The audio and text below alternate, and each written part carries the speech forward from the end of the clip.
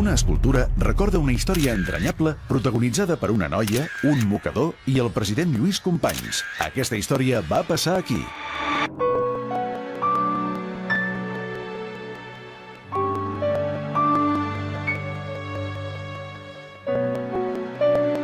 Ens trobem al passeig de Lluís Companys entre els carrers Trafalgar i Ronda de Sant Pere, davant mateix del monument on hi ha Lluís Companys i una noia apoyada en el seu monument. Aquesta noia, sortosament, puc explicar que sóc jo.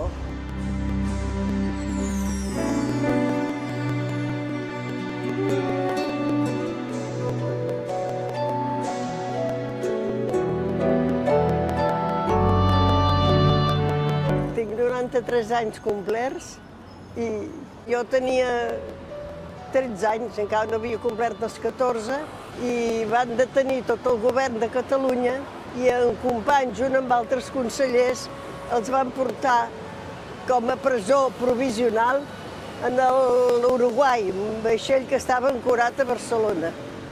El meu pare, que tot això li disgustava molt, em deia a mi: va, menuda, anem a veure si els presoners aquests els veiem i els saludem.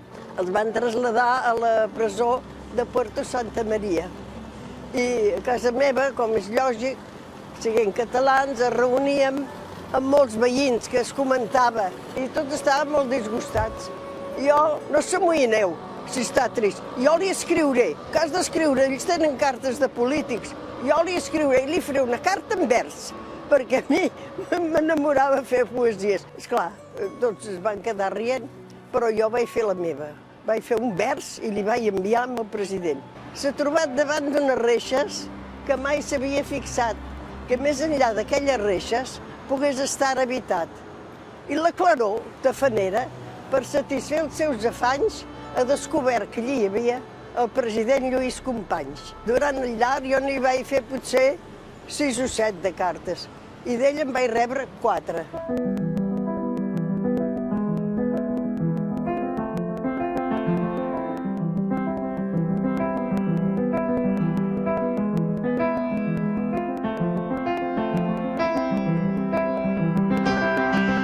I es va dir que el president Companys que aniria a rendir homenatge a l'avi Macià el dia que s'apropava, 14 d'abril, a la tomba.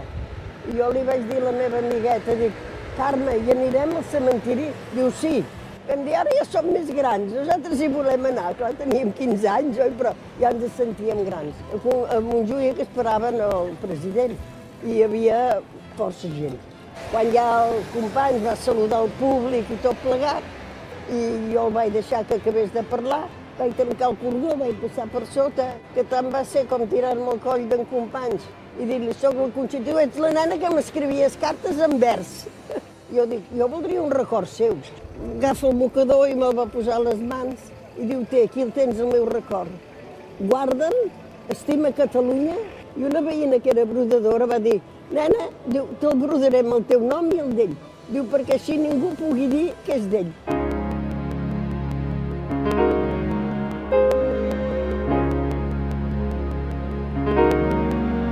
Un senyor que hi havia allà, bueno, saludar-lo, dic: sé que el Centre Català de Caracas, oi que fan Jocs Florals? Diu: què vols saber dels Jocs Florals?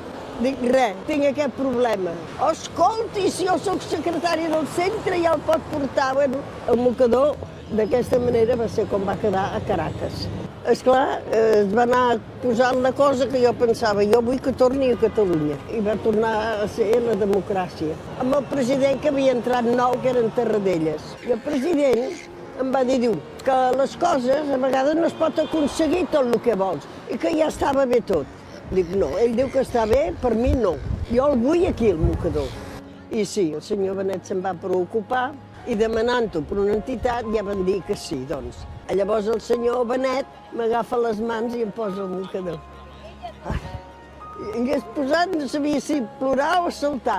I va ser quan vaig fer el lliurament allà al Palau de la Generalitat. Llavors el senyor Benet, amb el seu Parlament, va dir que miraria que aquest mocador passés al Museu d'Història de Catalunya.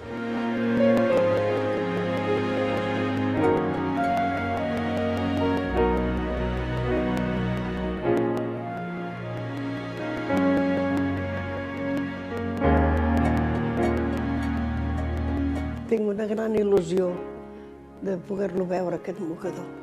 Tenia 16 anys quan me'l va donar, unes hores molt alegres per ell i per tots, perquè Catalunya tornava a ser lliure. Però després van passar moltes coses. Però ho hem pogut superar, en tinc 93 i estic molt contenta de tornar-lo a veure.